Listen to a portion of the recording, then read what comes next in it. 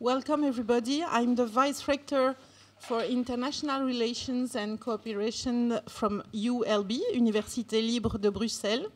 But I'm also an architect, so it's a pleasure for me to welcome you in that building, which is the one where I teach, and to be close to the students. You are in the classroom we use to, to practice every day. So thank you for coming here and going outside the buildings, parliament, and so on, to come in the city, in the university, to be there.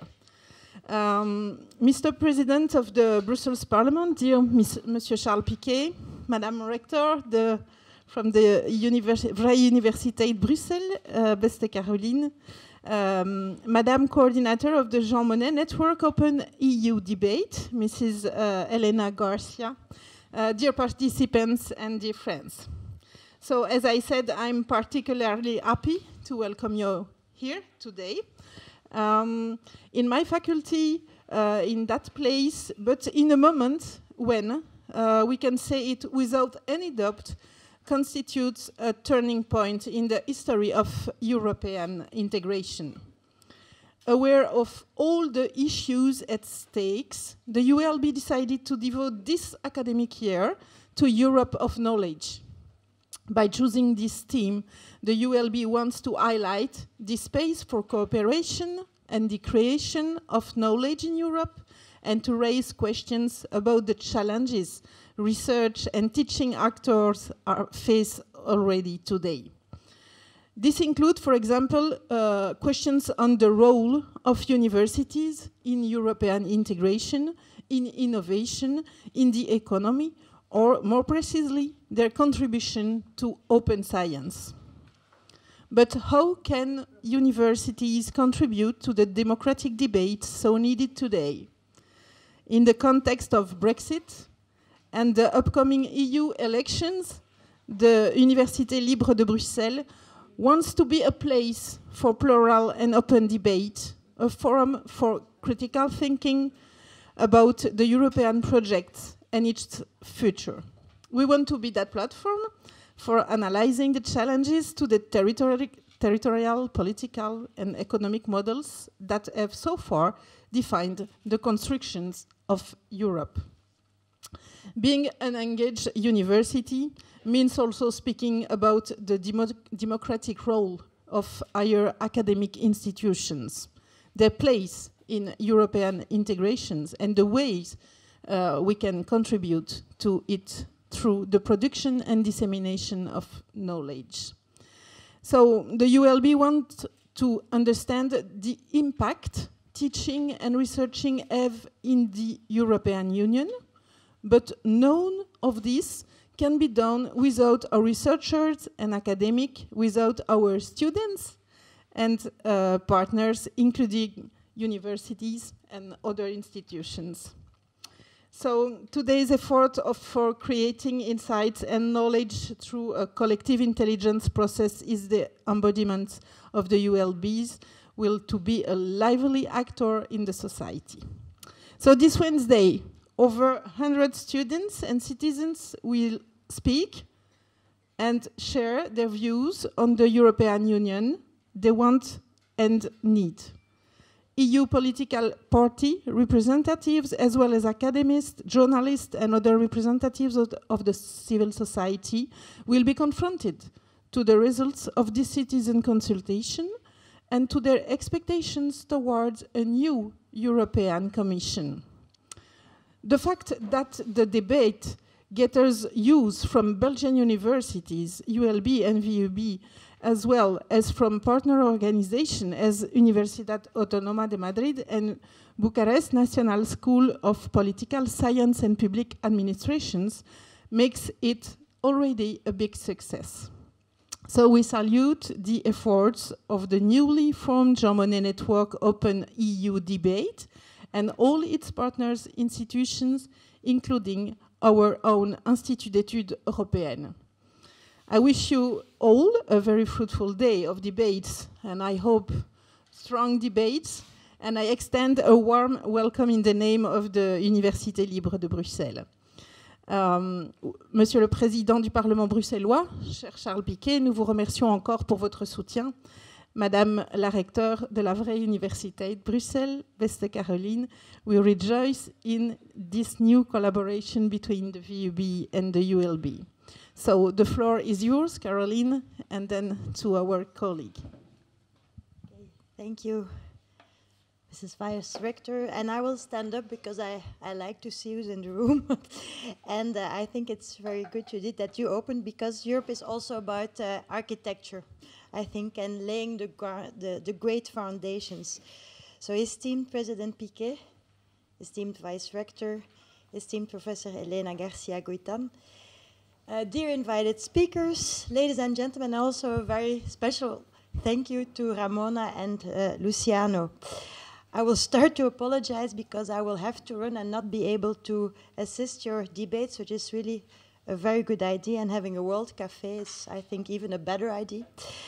And let me follow up by citing, I think, one of the most important persons I virtually met when I was doing my PhD on European affairs, and I was rereading Jean Monnet, because this is the person I want to speak about, Jean Monnet, every year when I was going to teach his memoir, and I think it's important today to remember what he wrote down in 1976, and I will do the citation in French as a tribute to European diversity.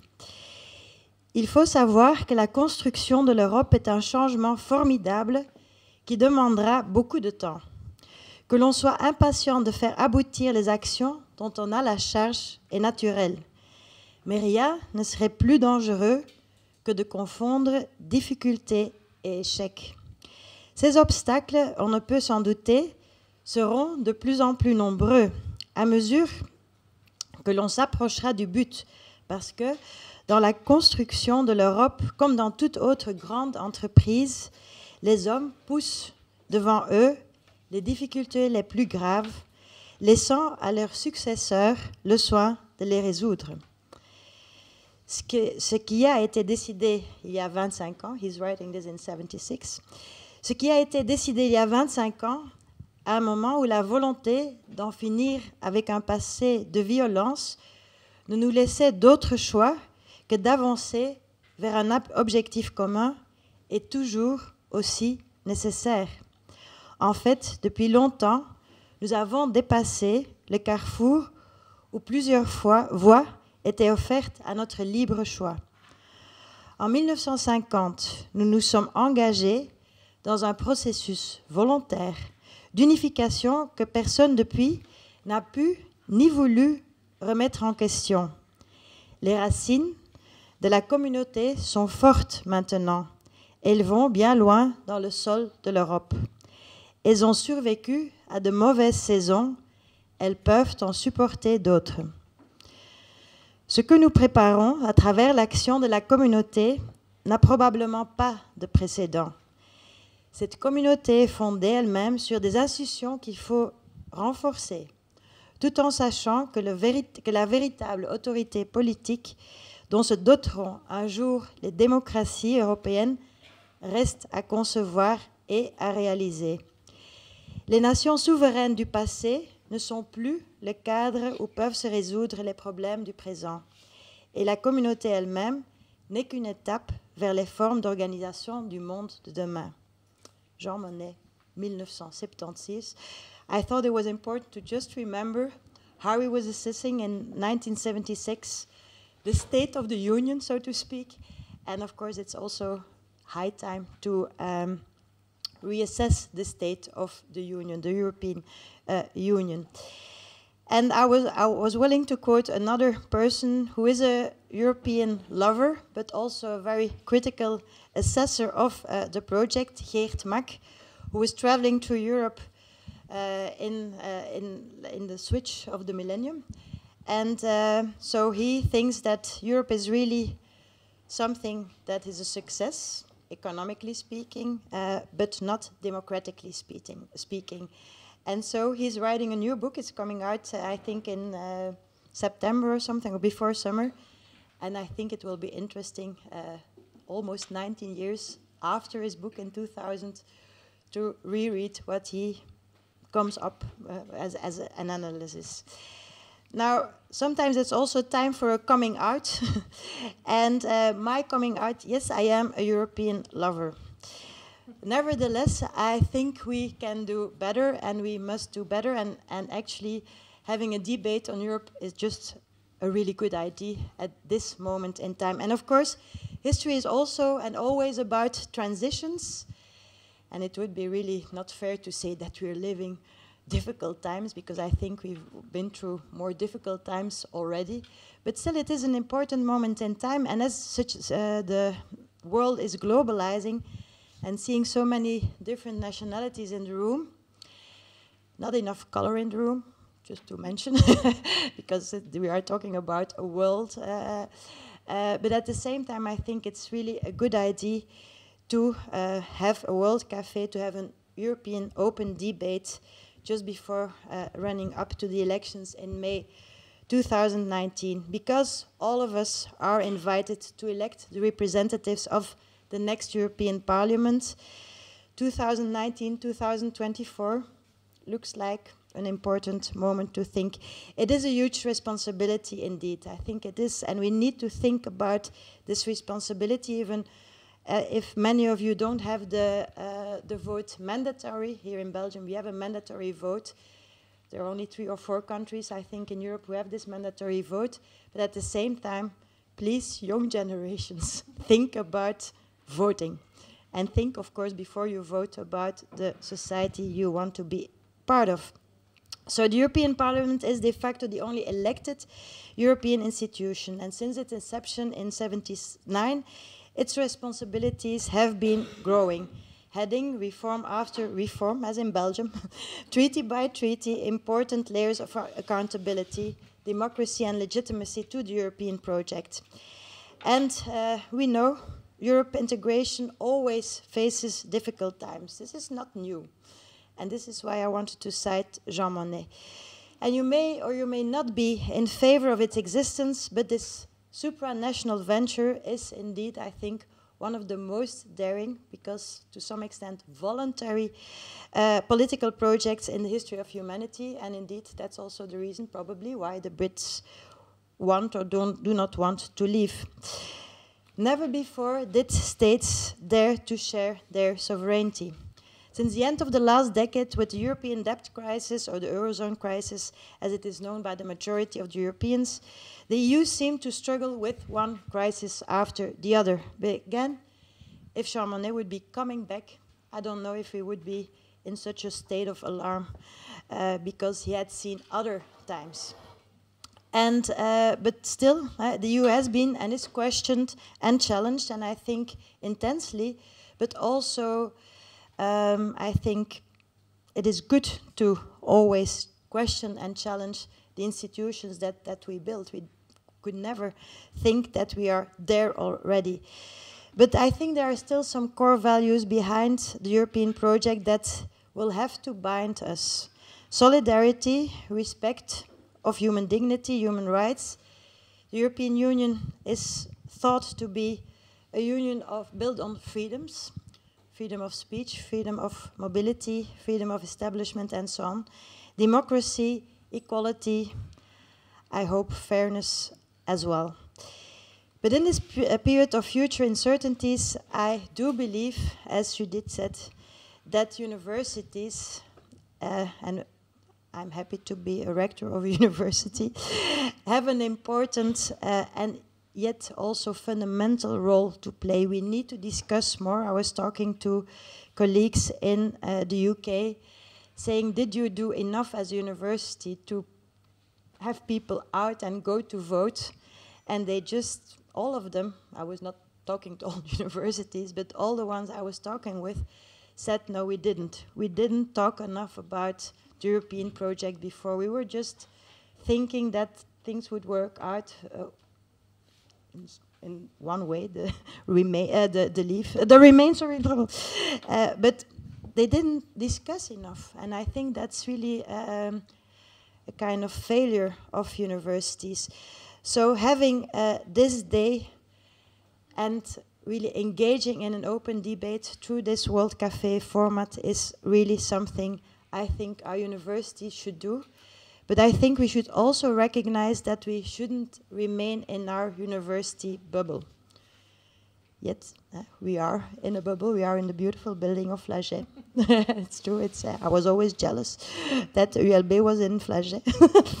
But it's I think really important that you discuss openly, critically about European projects.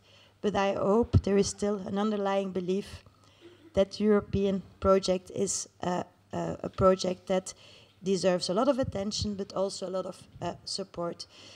So you are the next generations to some extent. Perhaps we didn't do our job properly enough. And I'm not, like Jean-Monnet saying, pushing the problems towards the next generation. I want to be part of it. But I wish you a very fruitful debate. But far more important, I wish you a good life in a Europe and in a world that still holds together. Thank you.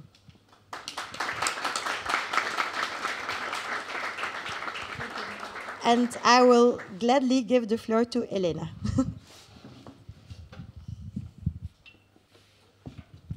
Thank you. We are really glad to be here today. I'm speaking as the coordinator of our network, the Jean Monnet network, but it's a very horizontal network.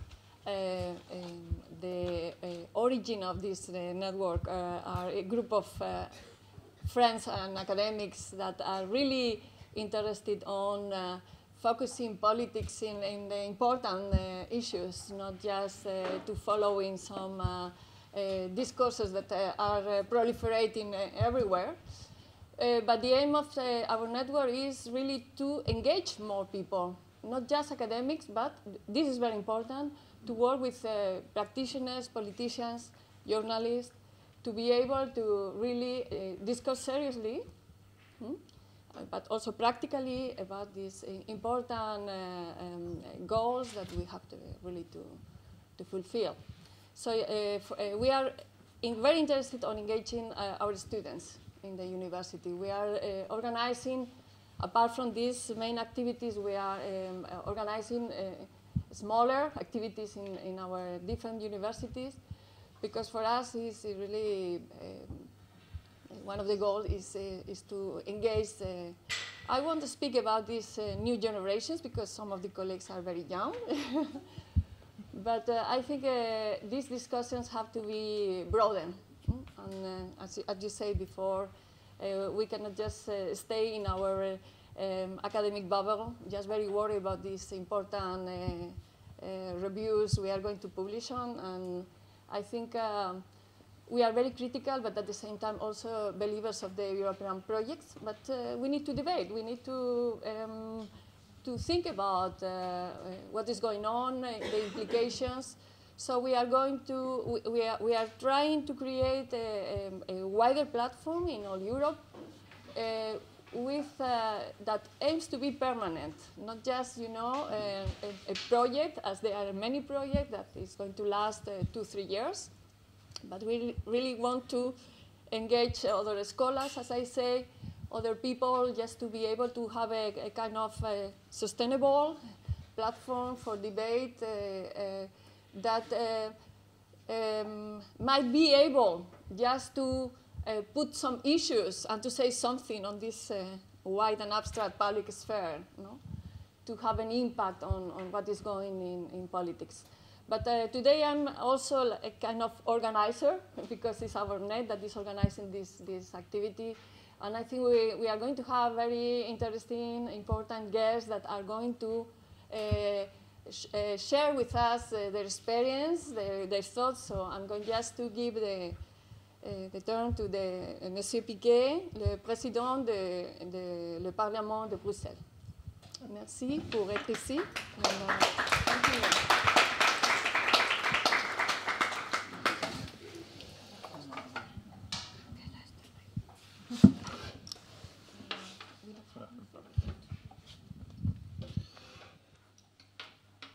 Voilà. Bienvenue dans cette réunion qui est importante dans la mesure où c'est la première fois, je pense, que pendant cette campagne électorale pour les élections européennes, nous avons, eh bien oui, l'occasion de pouvoir organiser cet échange. Et je crois que nous avons bien sûr à distinguer ce qui va être évoqué quant au contenu des enjeux européens, ce que d'autres plus qualifiés que moi vont faire, et ce qu'on m'a demandé. On m'a demandé de vous expliquer de manière très courte ce que signifiait être une capitale européenne pour Bruxelles. Ça n'est pas simple. Il est exclu que je vous explique la complexité des institutions bruxelloises, même si certains d'entre vous connaissent la complexité des institutions belges. Et donc, nous sommes dans une structure fédérale, et Bruxelles est la capitale de la Belgique, mais est aussi, évidemment, une des capitales européennes. Je dis une des capitales européennes parce que j'ai pu négocier avec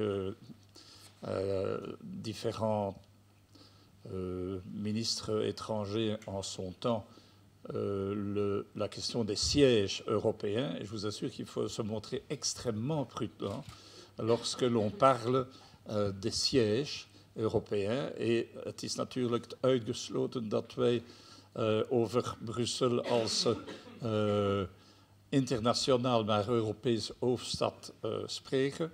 En ik zou zeggen, het bestaan van Strasbourg of Luxembourg te vergeten, ça crée des problèmes diplomatiques. Vous avez compris que ça crée des problèmes diplomatiques quand on revendique d'être la seule capitale européenne, c'est-à-dire Bruxelles. Alors, the Brussels Parliament, the Brussels universities, will be and VUB got together to give substance to the European debate. And with the election only a few weeks away, we wanted to create a new space for exchanges. And these elections will be decisive for the future of Europe. We are all aware of the situation, of course. The extremist and totalitarian ghosts, the reflexes of nationalism and defensive identity occur all over Europe. You know that. Hein? Vous savez que nous vivons un moment extrêmement important, mais on aura l'occasion certainement d'en parler pendant cette journée. On peut évidemment avoir des critiques vis-à-vis d'une Europe un peu vieillissante, qui n'a peut-être pas relevé tout à fait bien efficacement le défi de l'environnement, de l'essoufflement de la démocratie, des flux migratoires, du respect des valeurs fondatrices de l'Europe. Vous savez que c'est un débat permanent. Quelles sont les valeurs qui fondent l'Europe et comment est-ce qu'on peut les revivifier, comment est-ce qu'on peut les remettre en avant. Het is natuurlijk onontbeerlijk de Europese waarden naar voren te brengen in al de debatten en al de uitwisselingen die wij inrichten. Mais je ne vais pas donc parler du thème de cette Europe que nous voulons et vous dire un mot de ce qui a été l'histoire de Bruxelles devenant, on va le dire, la capitale européenne. Mais dat is... Ja. Ik ben niet voorzichtig, maar bon, je ne suis pas prudent. Mais eh ben, il faut savoir, avant toute chose, que la capitale européenne aurait pu être Paris. Il faut le savoir. La capitale française a failli accueillir, en effet, le siège de la Commission et du Conseil européen, le pouvoir exécutif de l'Union aussi. Et pendant les négociations du traité de Rome, Jean Monnet, justement, voulait faire de Paris la capitale. Et là où se trouve actuellement le quartier de la Défense, vous voyez, c'est sur la rive nord de la Seine, dans une commune qui s'appelle Puteaux. et qui était d'ailleurs et toujours jumelée avec la commune dont je suis le maire ici. C'était une commune très pauvre, plutôt. Ma commune était pauvre. Nous, on est un peu moins pauvres. Eux sont très, très riches parce que la défense a été construite à cet endroit-là. Mais normalement, dans les plans qu'avaient préparés certains, eh bien, le siège des institutions européennes devait être à Paris. Mais ça n'a pas fait l'unanimité, évidemment, parce que les Italiens proposaient Milan, mais sans grande conviction, mais enfin, ils proposaient Milan. Ils étaient prêts à se rallier à la candidature parisienne, c'est vrai, pour l'Allemagne.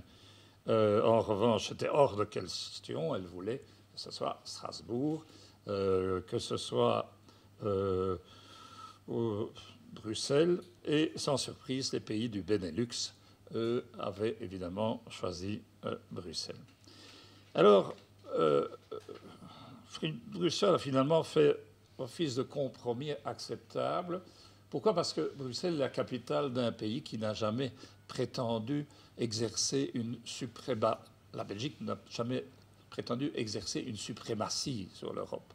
Et c'était évidemment une des chances de la Belgique, d'être un pays qui n'était pas identifié comme une grande puissance internationale et européenne.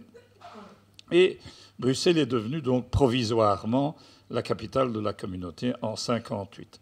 Enfin, c'est du provisoire qui a duré, c'est le moins qu'on puisse dire.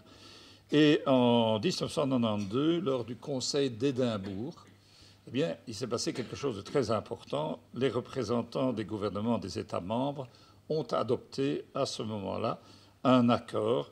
C'était relatif à la fixation donc, des sièges des institutions et de certains organismes et services des communautés européennes.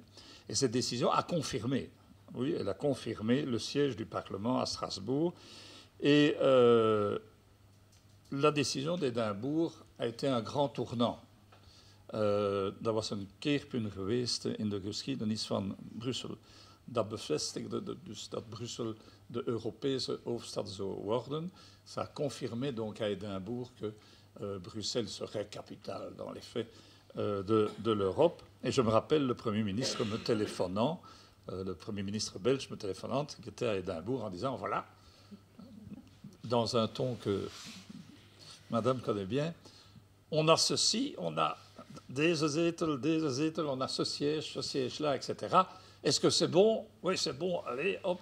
Et on était contents parce qu'on avait confirmé Bruxelles comme capitale européenne lors de ce traité d'Édimbourg, donc cet accord d'Édimbourg.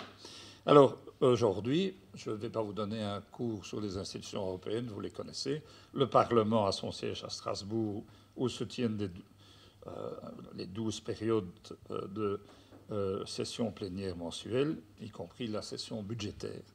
Et puis, il y a les séances plénières additionnelles qui se tiennent à Bruxelles. Voilà, le Conseil a son siège à Bruxelles, la Commission a son siège à Bruxelles, le Comité économique et social aussi a son siège à Bruxelles. Donc, c'est vraiment, je dirais, la confirmation du rôle international et européen de Bruxelles. Hier, en réfléchissant à ce que j'allais vous dire, je me suis dit, il faut que je leur dise quand même que c'est un atout extraordinaire pour Bruxelles d'être cette capitale européenne. Un atout extraordinaire. Parce que, au fond, Bruxelles aurait pu être une ville provinciale de l'Europe. Et Bruxelles est devenue cette capitale européenne. Et c'est un atout extraordinaire parce que nous avons pu ainsi aussi dépasser les problèmes belgo-belges, problèmes institutionnels sur lesquels je ne vais pas m'étendre. Ik ben van plan niet een uiteenzetting te doen over onze nationale geschillen en nationale ruzies, communautaire ruzies. Wees gerust. Hein. Bon. Je ne vais pas faire ça. Mais c'est vrai que Bruxelles a ainsi un peu échappé à ce déchirement institutionnel belge. Mais on pourrait imaginer ce qu'aurait été Bruxelles dans un pays uni qui aurait pu investir plus encore dans sa capitale. C'eût été un atout extraordinaire. Brussels is een buitengewoon fantastische troef voor ons land. En het is een beetje jammer dat de institutionele problemen misschien... Brussel heeft verzwakt, en ik denk bijvoorbeeld aan het niveau van investeringen die onvoldoende is voor een Europese internationale stad. Ik denk bijvoorbeeld aan het Zuidstation en aan de onmiddellijke omgeving van het Zuidstation. Eh bien, la gare du Midi, par exemple, aurait pu être un écrin, aurait pu être un joyau, un bijou. Mais le sous-investissement a été un problème. Mais imaginez ce qu'il en serait été. Et je pense que, pour aller vite, résumons ce qu'il y a à Bruxelles, pour ceux qui ne le savent pas déjà. Il y a les institutions européennes, il y a 14 organisations de l'Union européenne, 42 organisations intergouvernementales, 300 représentations régionales et locales, 5500 diplomates, 20 000 lobbyistes. Il y a 1000 journalistes accrédités. Il y a près de 30 écoles internationales. Et Bruxelles est la première ville mondiale en nombre de diplomates et la deuxième ville du monde en termes de congrès. Parfois, avec Vienne, on se dispute un peu parce que les chiffres sont parfois favorables à Vienne. Mais c'est quand même extraordinaire. Alors... il a fallu régler toute une série de problèmes, je vais vite. Un des problèmes importants, et ça n'est pas simple, oui, je vais vous dire quelque chose qui reste pour moi un grand souvenir. Je suis invité comme ministre à Montevideo, en Uruguay, et je suis invité là par le maire de Montevideo et le président de la République pour dire comment est-ce qu'on devient la capitale d'un grand marché. C'est le Mercosur. Et donc, ils disaient, vous avez une chance extraordinaire, c'est merveilleux, quoi, hein, vous vous rendez compte. Alors, je n'aurais pas parlé des problèmes belgo-belges, justement, mais je leur ai dit que c'était aussi un défi. Et c'est un défi, pourquoi? Parce que vous devez d'abord avoir pour mission d'héberger, d'accueillir les institutions européennes dans, je dirais, dans le tissu urbanistique bruxellois, ça n'est pas si simple. Hein. In het stedelijke weefsel is het niet zo gemakkelijk de internationale instellingen te onthalen. Hein, ce n'est pas simple. Il a fallu d'ailleurs que l'on imagine un schéma directeur urbanistique donc, pour le quartier européen que vous connaissez, qui n'est pas le quartier idéal. Il faut savoir que l'Europe s'est installée à Bruxelles d'une manière qui était, je dirais, assez discrète. Pourquoi? Parce qu'on ne pouvait pas dire que Bruxelles allait devenir le lieu d'accueil du Parlement européen. Et donc c'est tout à fait par hasard qu'un hémicycle a été construit, le fameux camembert, comme on l'appelle. C'est du hasard. Quand, pendant ces années-là, où nous étions évidemment fortement interrogés sur nos ambitions européennes, on disait toujours, écoutez, le secteur privé construit un parlement, mais ce n'est pas un parlement. Ah bon? Non, c'est une salle de réunion. Et quand Mme Trautmann, la maire de Strasbourg, est venue, elle a dit, mais c'est quoi ça? C'est quoi ça? Et alors on lui a dit, c'est une salle de réunion, rien d'autre.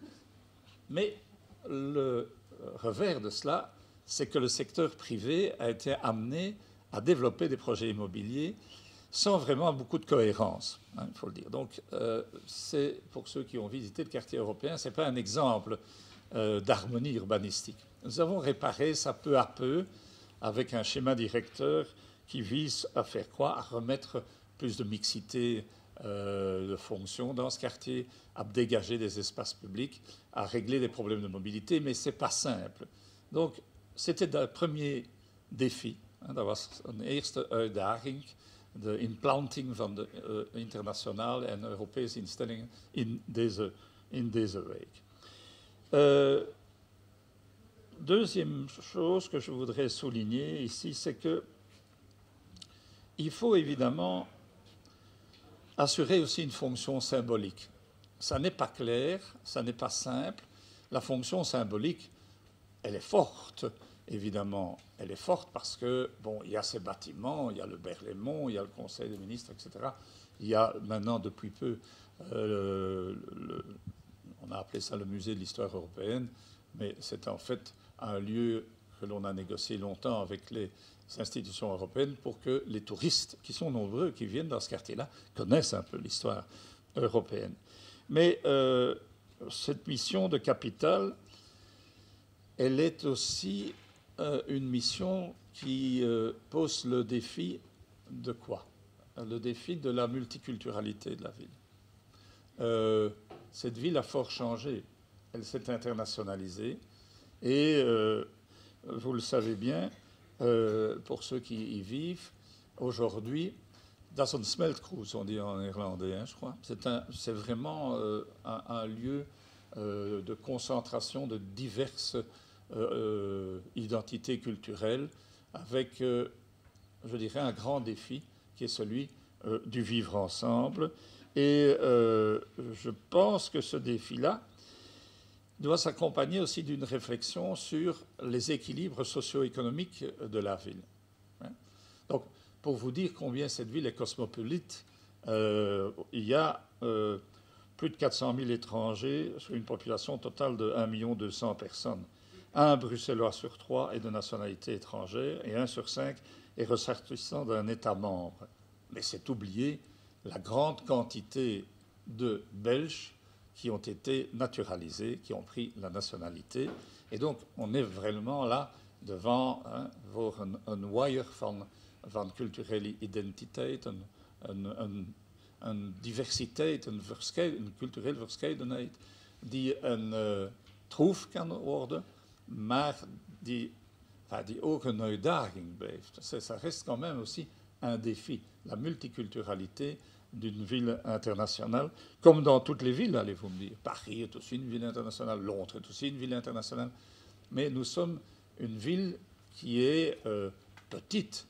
On dit souvent de Bruxelles que Bruxelles est la plus petite ville du monde, c'est-à dire qu'on est évidemment caractérisé par une diversité comparable à Londres, à Paris, à d'autres villes, mais une petite ville.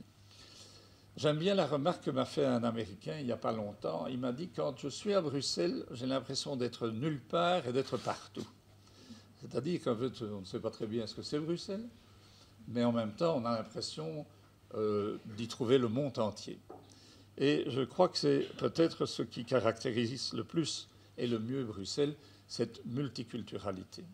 Attention, cette multiculturalité, elle exige aussi, évidemment, qu'on évite ce qui est un de mes cauchemars, one of my nightmares, een van mijn nachtmerries, un de mes cauchemars, c'est évidemment le développement séparé des identités dans la ville, l'entre-soi, l'enfermement communautaire. Dans une grande ville comme Bruxelles, on peut passer d'un quartier à l'autre avec le sentiment qu'il n'y a pas de porosité entre une population et une autre.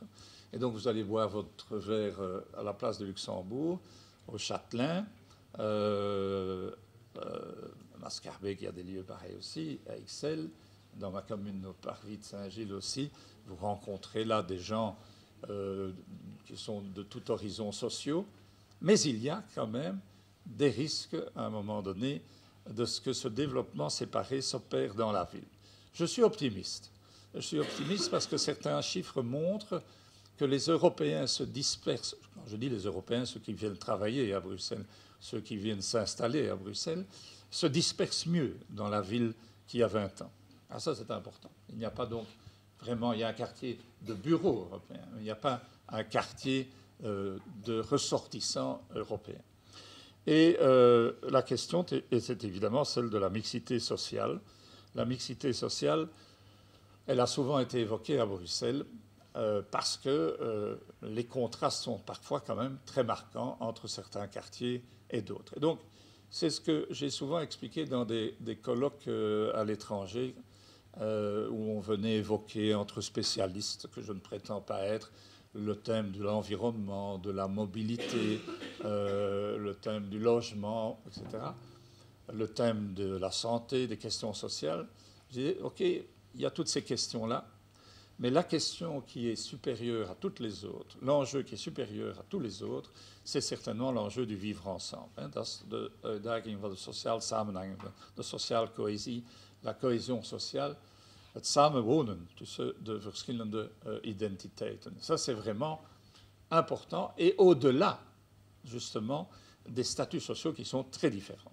À Bruxelles, comme dans beaucoup de grandes villes, plus à Bruxelles encore, on remarque une très grande différence de niveau de revenus entre les plus pauvres et les plus riches, évidemment.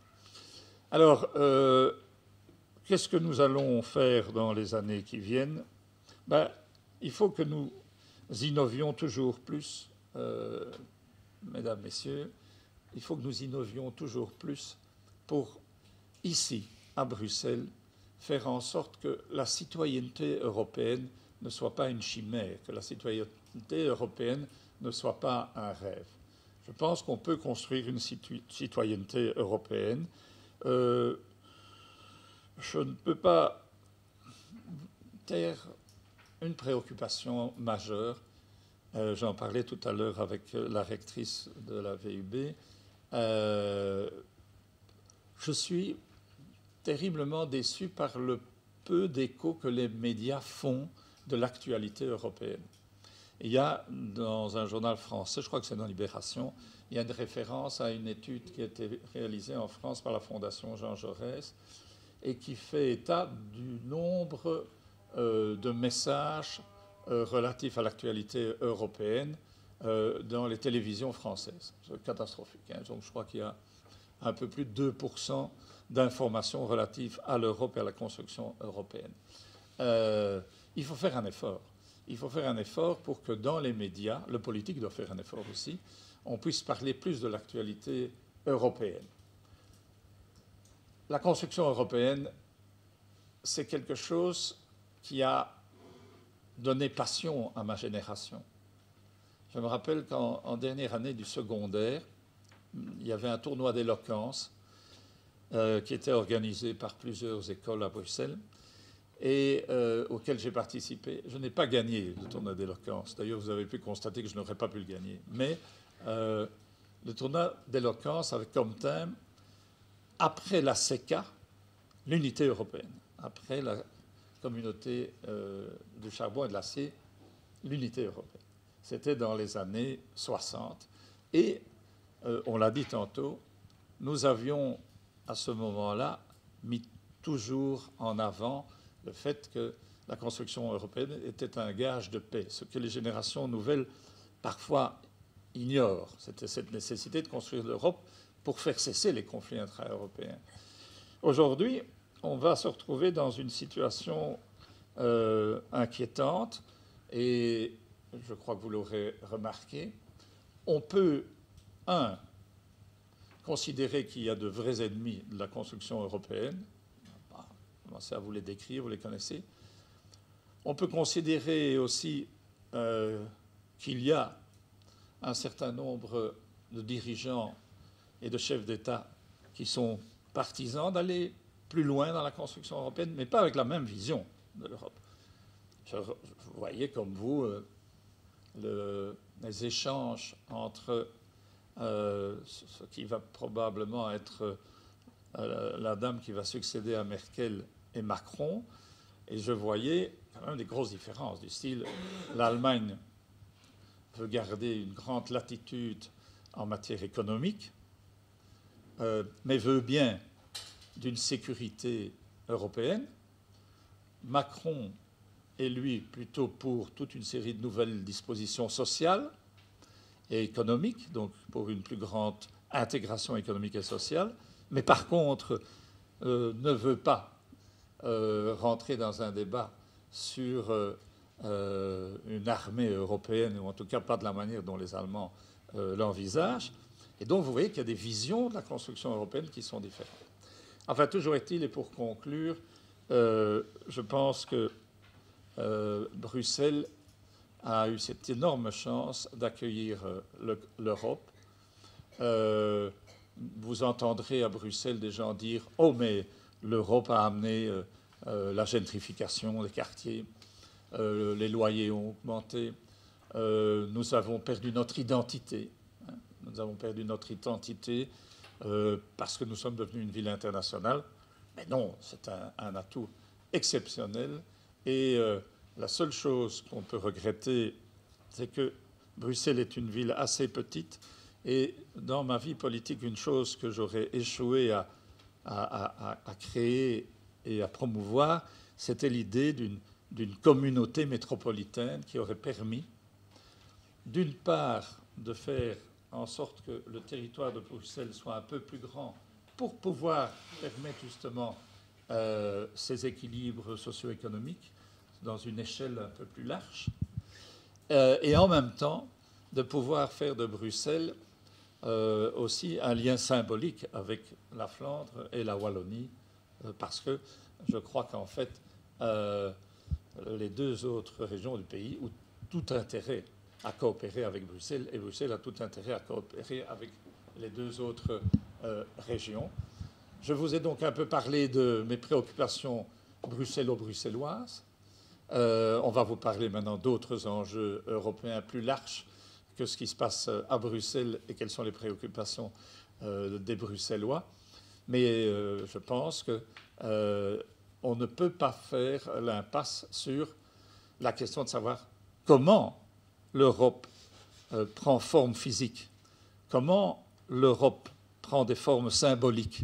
Bruxelles doit être cette ville qui incarne les administrations européennes, mais qui incarne aussi un certain rêve de l'Europe, celui de la multiculturalité.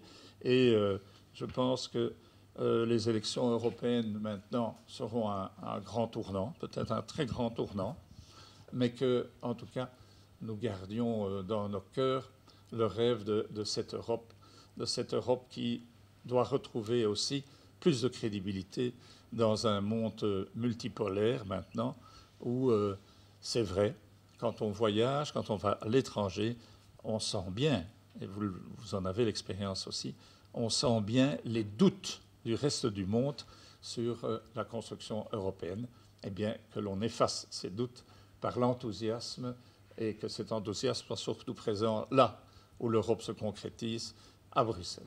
Ik dank u voor uw aandacht. I wish you a fruitful work.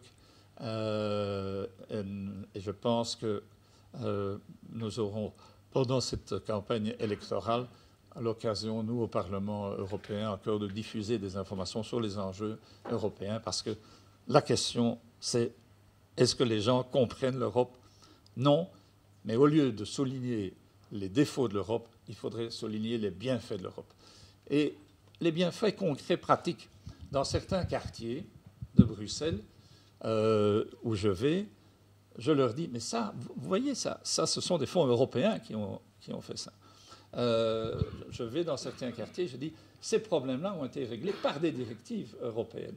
Mais alors, il faut parler concrètement aux gens. Sinon, ils ne comprennent rien, évidemment, au fonctionnement institutionnel. Et donc, voilà, l'Europe, c'est aussi le quotidien de la vie des gens en Europe, et spécialement à Bruxelles. Merci pour votre attention.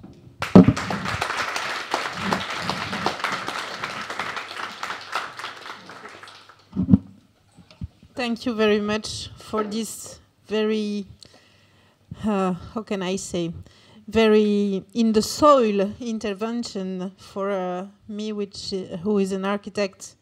It's very interesting to hear you talking about the city like this. Remember, in some guides, city maps for European people, 10 years ago, Brussels was cut at the canal. You do not see the west part of Brussels, which was the more ugly one, not the rich one, and so European people arriving never go there and only stay, as you said, at Châtelain and maybe Luxembourg Place. So it's very important to be in the city, and so it was nice to hear you saying this. So I just stop here so you can continue to work. Thank you to everybody for coming, especially you two. Bye.